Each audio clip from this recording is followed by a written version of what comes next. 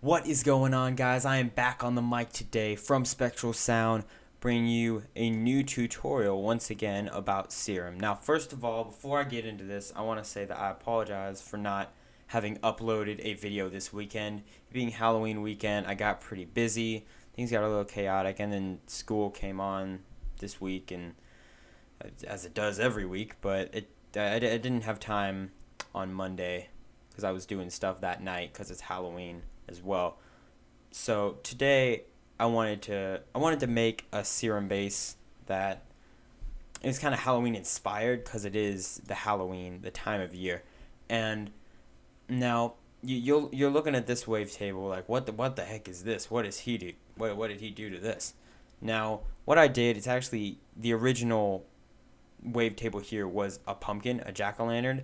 I went and I Googled jack-o'-lantern PNG, and this came up right here. That's what it is. So if you Google that and you just do a quick download, then there's your wavetable right there. That's before I did all the processes to it, because you can obviously see this is not a jack-o'-lantern. It was a jack-o'-lantern at one point in time, but stop buzzing. Go down there. Okay. What I did to this wavetable was, first of all, I made sure it was normalized, and then I went into this tab, went into multis, and hit Squarify, which you cannot see here.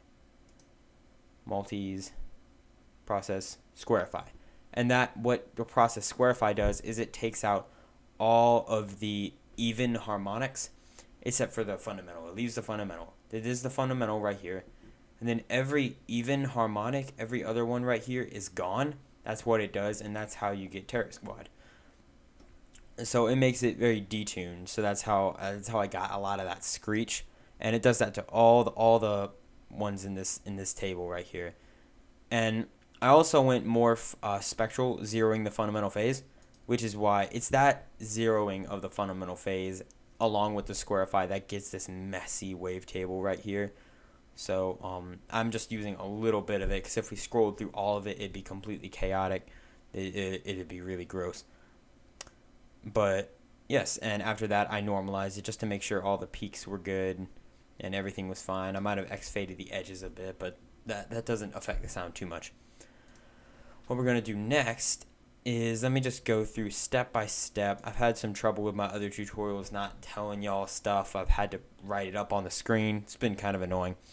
But what I'm going to do, just going to start right here. You have the sub sine wave, couple octaves down, modulating the level. The level is at 0. Modulating it with this little shape that I drew right here. Very simple stuff. Modulating it up 75%. So it's going from 0 up to normal with the actual sound. If I were putting this in a track, I probably wouldn't use that sub oscillator. I'd probably do an external sub with like Massive or something. I don't know, or Serum. You could do it with Serum. Doesn't matter. You can do it with like any plugin at all. It's just a sine wave. But yeah, okay. So we got the sub, the noise oscillator. Have a little bit of just the acoustic hum 1. This should just be already up here, and I didn't touch anything except the level. Level's all the way down, and I'm modulating it upward 13. So 13%, that's just a little bit more brightness in that top end. And I'm going to bring it out more with decompression. But so I have this shape right here. You can just recreate this. I have it on 16th, which is, it's on the 1/16, so it's pretty fast right there. And I'm actually modulating that. I'll get to that later. But it's on trigger, BPM, anchor. That should already be there. All these are down. So it's just a constant plucking Screech sort of LFO. Now, for Oscillator A, I already told you I imported this little jack-o'-lantern PNG. You know what? I could just do it again. No, I'm afraid I'll mess it up. Yeah, I'm going to mess it up. I'm not going to do it again. Forget I said that. So we have this wavetable right here. No unison, detune in the center, blend. All of these are normally, all these top 4. I don't know why I'm pointing at the screen. Yeah, look at that right there. No, you can't see that. So all of these are staying normal because they just come that way. Wavetable position is 27. and I'm modulating it upward just a little bit, just 8%. It's going up just a little bit to scroll through. Just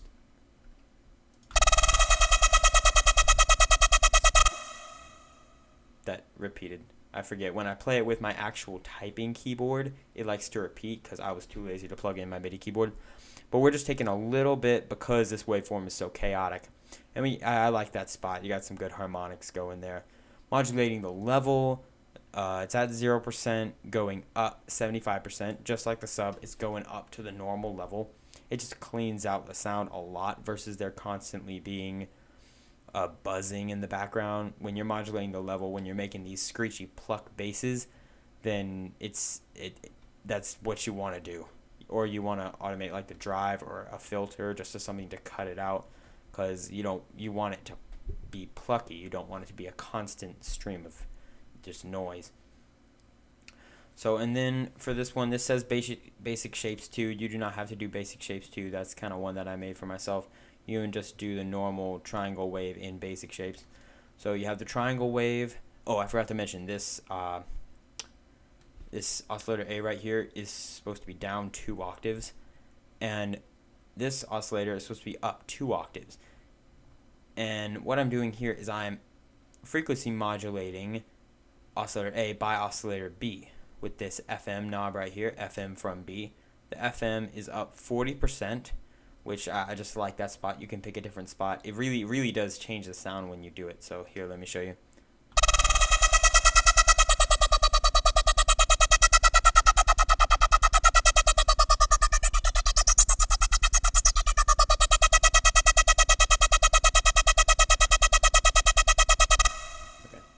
But you can see that really does drastically change the sound. The FM is extremely important. And this is what really gets a metallic bass. Like these waveforms right here, especially like sine waves and triangle waves, they're really clean waveforms. There's not a ton of information in them, and they're really good for getting metallic sounds if they're up 4 octaves higher from the original tone. 4 octaves gives a really nice metallic sound. A lot of the big producers use that technique. Now you can go through changing the wavetable here. Also does drastically affect what's going on here. Let me just change through the wavetables.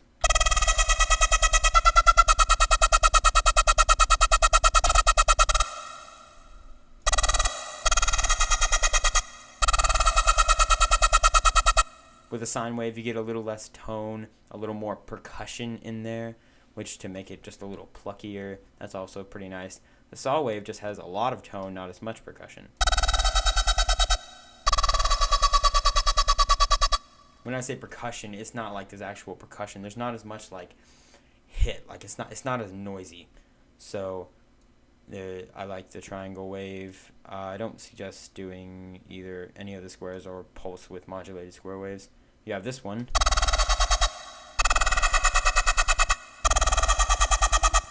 which also is pretty nice, but I chose the triangle.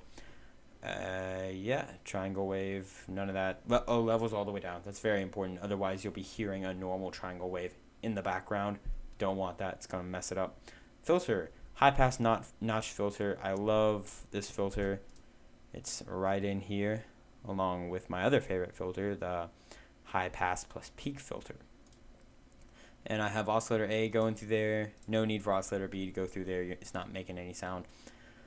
So I have the cutoff at 24 hertz, and I'm modulating it upward by 50. So that's going back and forth. That creates a super nice vowel sound. That's why I love those two filters, because they've got those high passes in there. Resonance is at 50. Drives all the way down. The frequency, which is this notch right here, that's adjusting where the notch is in the mix. That's at 68, and I'm bringing it down the other way, negative 21. So the high pass is coming up, and the notch is coming down. So you have some colliding modulation there. And when things are going inward on themselves in the spectrum there, when like the peaks or the dips are going inward, then that creates a really good vowel sort of sound, which is why you'd see like a band reject filter, which has those peaks coming inward to create that like yai for proper yoying. You'd like bring it in and you'd hear the sounds. I'm really bad at explaining this. Oh my gosh, I'm listening to myself try to explain it. It's awful. But that's how you create those like yai, yay kind of like talking vowel sounds, is by having some modulation going up and some modulation going down. So this is what I achieved here in the sound. You can see I'm doing that. Mix is all the way up. Don't touch the pan. If you did, then you messed up. Yeah, cool. Did I use any? Oh yeah, this is the one that's controlling the speed. You probably noticed how it speeds up in the very beginning. Like that. So what that's doing, I have it all the way up here and then coming down. It's on envelope mode, not trigger mode. And I set this little point here, set as loop playback point. Set loop back point here. And you can see the little L. I don't know if you can see, but there's a little L here, and that's saying that I have it's going to play back. It's going to loop at that one point, so it's not going to repeat the really fast part that it has. I only wanted to have that happen in the beginning. There, you can see it looping. You can see it looping, and then it re-triggers once you lift off the note and play a note again, just as a normal envelope works. So that's on 1/2, and let me show you how I got to this, because you can't just automatically throw a modulator on here. You have to be on one of the other tabs. So how you do this is you go into the matrix. Let me see. Let me find LFO2. Go in here, select LFO2, and select the LFO1 rate, which is going to be under LFOs. Then you can see the LFO1 rate right there. And now this knob is up 11. So it's going to be going up 11. You can adjust it based on, this is just what I wanted to do. This isn't about making the sound specifically. This is just what I did. Have it up 11 here, and you're going to want it, the double arrow action going on right there, which means that it's bipolar, which the center is where nothing is happening. The center of this line right here, like if this was in the center, then nothing would be happening on this point. But no, it's all the way down, which means it's bringing it at a lower speed, and this top is bringing it at a top speed. If I just do a little click here, and now it's forward like the rest of them, that means the bottom part right here is all the way down, and you can only go up. So that's what that means. That's the bipolar. That's the type of the modulation right there. I can speak words. God. Okay. So on to the effects. Did I forget anything? I probably forgot something. Whatever. Oh yeah. Well, we'll get to that later. That comes with the effects. That's the reverb. Reverb is what creates that. The reverb, basically. Oh man, I don't want to have to make this video again. Boring. Cool. Only problem is I messed up. What did I do? Did I change the LFO rate?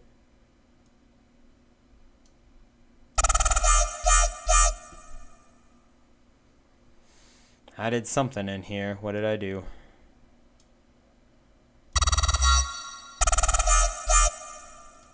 Was this supposed to be like this?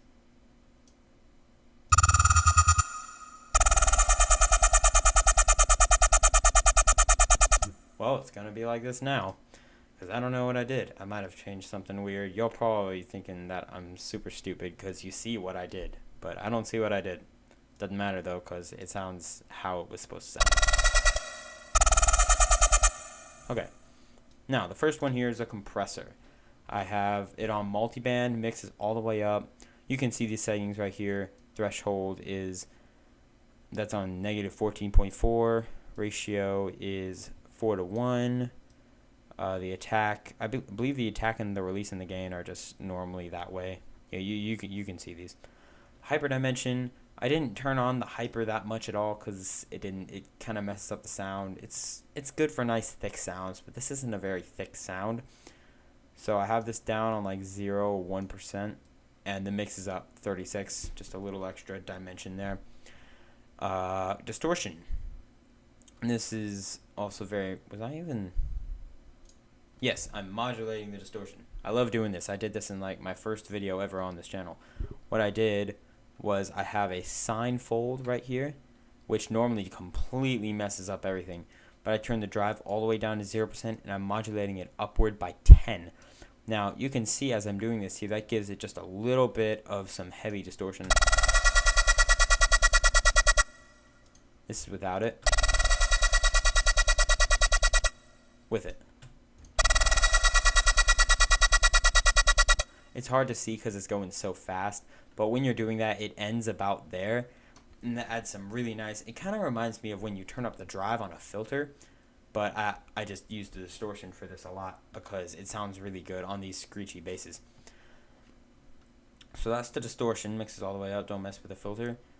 Flanger, this is also very important. I have a couple flangers on this. One is in the filter section, I'll get to that. But on this one, you have the rate all the way down. I'm modulating this. Believe it or not, I have 66 on the mix right here, so it's a little more wet than dry because it has a nice sound. The depth is at 85%, and I'm modulating it downward -20%. So those peaks in the flanger are going downward as the modulation moves upward. So that adds some varying harmonics in there. And the feedback is actually at 0 normally, but when the LFO goes up, it modulates up 65. So it's the feedback is also going up and down, but that kind of acts as a dry wet, because if you turn the feedback all the way up, you get this huge flanger mess, and it's usually not that good unless you modulate it like I'm doing right now. So the phaser, the same basic thing, turn the rate all the way down. I love doing this. Depth all the way down on the phaser too. That just limits the weird stereo sound that a phaser usually has. I didn't want that. I just wanted to modulate it kind of like a filter if I were to put a phaser filter here. So the frequency is at 40 hertz, and I'm modulating it up by 21. So it's just going like, if I turn the mix all the way up, what is this, 72? Help me remember 72. It would sound like this.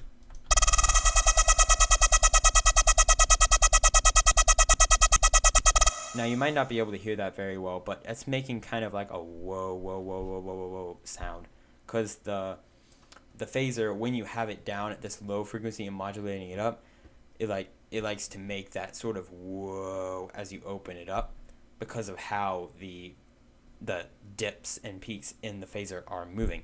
So I wanted to go up and down just to add a little more of, see, we have like a yai vowel going on here from this one right here, and I wanted to get a whoa in there as well with the phaser, just to add a little more variation. I think it works out pretty well. Feedback is 80%. Don't touch the phase, 100%. And like I said before, this is 72. So for the chorus, this is another thing I love to do on, like, I do this on almost all my basses. Turn the rate down as like 0.03 hertz. And the delay, which is 0.2, or the delay 1, which is 0.2, and the delay 2, which is 0.1. Just make those low. That's just the bit I chose. But the depth is 6.7. Feedback is down 10%. And this is very important. The low pass filter, to get a good chorus effect, you want to turn the low pass filter all the way up. That means it's also getting a chorus on the high frequencies instead of just the mid to low frequencies. Now I'm modulating this upward. Right now it's all the way down. I'm modulating it up 100%. So at the very top, the chorus has a full range of harmonics. At the bottom, the chorus has like no harmonics. So that's how that's working. Kind of acting like a dry wet. The mix is 47%, 50, whatever. Doesn't matter. That's technicalities. EQ. This is also very important. You can see I'm doing a lot of modulation here. And filter modulation is what gets cool sounds. That's what I've learned. So I use filter modulation wherever I can, including this EQ a lot. Now on here you can see this is ducking down the low end. This is a high pass filter. I have the Q factor down like all the way, and it's modulating up by 50. So this is going to make it flat, and then once it goes up, it becomes sharper. And now for the frequencies at 47 hertz, and it goes up by 32. So it's just going up and down, kind of like the high pass filter here, just not as strong. Gain is at 0. The gain wouldn't really matter for this type of shape, but okay. You have a peak filter on this right side here. Frequency is 4,723, somewhere around there. Again, technicalities, it doesn't matter if you get exactly right. Going down, -20, -21. Q factor is up a bit, 60%, and the gain is modulating. It's modulating. It's down, and then it's modulating upward. So in the middle here, in this 50%, nothing would be happening. It'd be right in the center. So it's down, and it's modulating upward over 50%, 23. I said that it was at -7.2. Did I? I don't remember. Well, it's at -7.2. Now, for this filter, it is yet another flanger. I'm going to go in here and choose Flanger L6 positive. Now, find a good position in the cutoff, because that's kind of a key to this sound. I have it on 652 hertz, and the resolution is up 53%. Now this is what really gets a variation of that sound. You can hear, what did I do? Okay, I got it. You can hear when I'm playing different notes. Here, just listen to this.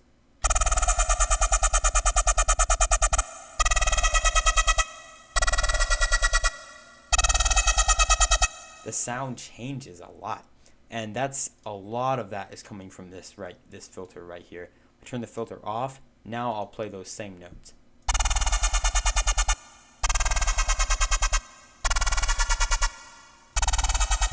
You can see they're like exactly the same. And how this flanger is working, I have the resonance up a good bit. Is 53%. This is important because it's boosting a lot of harmonics in there, and I'm not modulating that with the key tracking. So what that's doing is that's staying right there. It's staying static in the spectrum as the other frequencies of this sound are moving up and down based on what I'm playing on the keyboard. So it's boosting different frequencies every different note I play. So that's why I'm not telling you, I told you that this was at 652, but I say find a good position, whatever fits the key that you're in. Like, oh, I really like how this sounds right here. C or D. I actually really like how D sounds. But my track is an F. What am I supposed to do? Well, play an F and then adjust the filter cutoff here accordingly to get that sound. So that's quite nice. High pass frequency all the way up. That's the same basic thing as the chorus. You want all the frequencies in the flanger. Drive is up 24%, a little extra kind of distortion almost there. Mix is from 0 going all the way up to 100, so we get a full mix at the top, no mix at the bottom. Again, just cleans it up a little bit. Reverb, this is where the spooky stuff starts to happen. I'm automating the mix with this LFO3. The mix is at 9% and it's going up 36%. Now you can watch what it's doing here. You get a big burst of reverb as the LFO is going really fast here. You get a big burst of reverb, and then the reverb slowly fades out to make it nice and cool. That's just something I tried. I've never tried that before. I think it's actually a pretty cool thing. But the size is at 35%. The decay is at 4.7. See, I forget exactly what I messed with here because I usually do mess with these settings. I just can't remember, so I'm just telling you just in case I did mess with them. So 4.7%.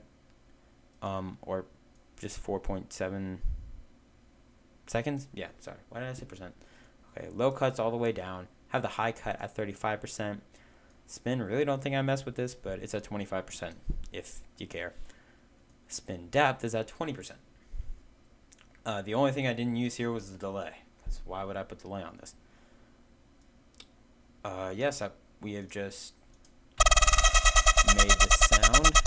You should have this sound. If you don't have this sound and you followed everything I said correctly, then I probably messed up, which is quite likely because I tend to do that a lot in a lot of things. But that was the sound. I hope you like this video. Be sure to like, comment, subscribe, all that good stuff. And as always, have a nice day. Peace out.